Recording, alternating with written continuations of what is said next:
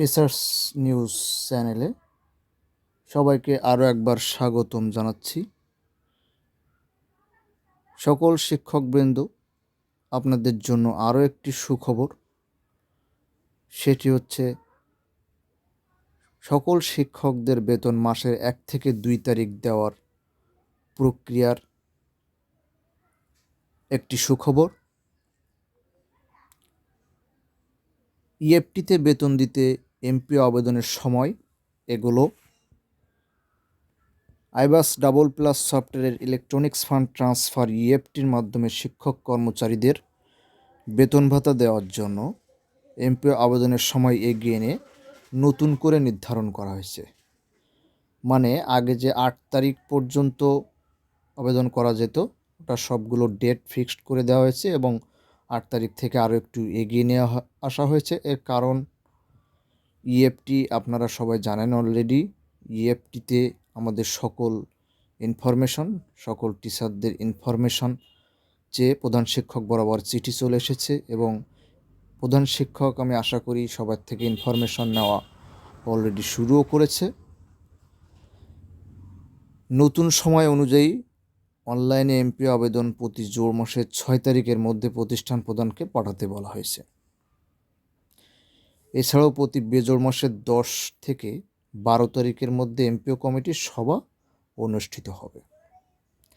এসব তথ্য জানিয়ে সব আঞ্চলিক কার্যালয়ের সংশ্লিষ্ট কর্মকর্তাদের চিঠি পাঠানো হয়েছে। বৃহস্পতিবার মাধ্যমিক ও উচ্চশিক্ষা অধিদপ্তরের মাউসি এক অফিস আদেশে এ তথ্য জানিয়েছে। চিঠিতে বলা হয়েছে, এমপিওভুক্ত শিক্ষা প্রতিষ্ঠানের স্কুল এবং কলেজ অনলাইন এমপিও সংক্রান্ত যাবতীয় আবেদন নিম্নোক্ত সময়সূচি ও নির্দেশনা বেঁধে দিয়েছে। প্রতিষ্ঠান প্রধান প্রতিষ্ঠান এমপিও সংক্রান্ত অনলাইন আবেদন প্রতি জোড় মাসের 6 তারিখের মধ্যে আবেদন পাঠাবেন। উপজেলা শিক্ষা কর্মকর্তা তাদের কাছে আসা এমপিও সংক্রান্ত অনলাইন আবেদন প্রতি জোড় মাসের 12 তারিখের মধ্যে নিষ্পত্তি করবেন। জেলা শিক্ষা কর্মকর্তা তাদের কাছে আসা অনলাইন এমপিও আবেদন প্রতি জোড় মাসের 20 তারিখের মধ্যে নিষ্পত্তি করবেন। অঞ্চলের পরিচালক উপপরিচালকরা মাধ্যমিক প্রতি বিজোড় মাসের 6 তারিখের মধ্যে এমপিও সংক্রান্ত অনলাইন আবেদন নিষ্পত্তি করে অনুমোদিত আবেদন মাউসি মাধ্যমিক উচ্চ মাধ্যমিক শিক্ষা অধিদপ্তরে পাঠাবেন। মাধ্যমিক উচ্চ শিক্ষা অধিদপ্তরের সংশ্লিষ্ট শাখা প্রতি বিজোড় মাসের 8 তারিখের মধ্যে অঞ্চল থেকে অনুমোদিত আবেদন পুনরায় যাচাই করে ইএমআই সেলে পাঠাবেন। আর প্রতি বিজোড় মাসের 10 থেকে 12 তারিখের মধ্যে এমপিও সভা অনুষ্ঠিত হবে। এর আগে জোড় মাসের 8 তারিখে নতুন শিক্ষকরা এমপিও আবেদন করতে পারতেন। সেক্ষেত্রে উপজেলা মাধ্যমিক শিক্ষা কর্মকর্তারা তাদের কাছে আসা আবেদনগুলো 14 তারিখে নিষ্পত্তি করতেন। এছাড়াও জেলা শিক্ষা কর্মকর্তা আবেদন নিষ্পত্তি করবেন 21 তারিখে। আঞ্চলিক উপপরিচালকেরা বিজোড় মাসের 10 তারিখের মধ্যে এমপি আবেদন নিষ্পত্তি করে অনুমোদিত আবেদন মাউসিতে পাঠানোর নির্ধারিত ছিল। এগুলো আগের ডেট, সেখান থেকে এগিয়ে নিয়ে আসা হয়েছে।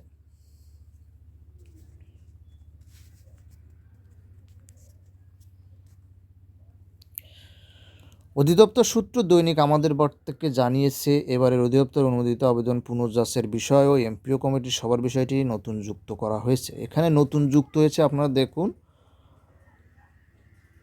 অনুমোদিত আবেদন পুনর্যাচাইয়ের বিষয় আর এমপিও কমিটির সবার বিষয়টি এখানে যুক্ত হয়েছে। অধিদপ্তরের এক কর্মকর্তা দৈনিক আমাদের বার্তাকে বলেন, ডিসেম্বরের মধ্যে আইবাস double plus software electronics fund ট্রান্সফারের মাধ্যমে শিক্ষক কর্মচারীদের বেতন ভাতা দেওয়ার জন্য এমপিও আবেদনের তারিখ এগিয়ে আনা হয়েছে, যেন শিক্ষক কর্মচারীদের বেতন মাসের 1 বা 2 তারিখে দেওয়া যায়। এটা শিক্ষকদের কল্যাণে করা হয়েছে। তাহলে শিক্ষকদের জন্য এটা খুবই একটা সুখবর যে মাসের 1-2 তারিখে তারা বেতন পেয়ে যাবে। এটা খুবই ভালো একটা পজিটিভ বিষয়, যেটা খুবই আনন্দেরই একটা নিউজ।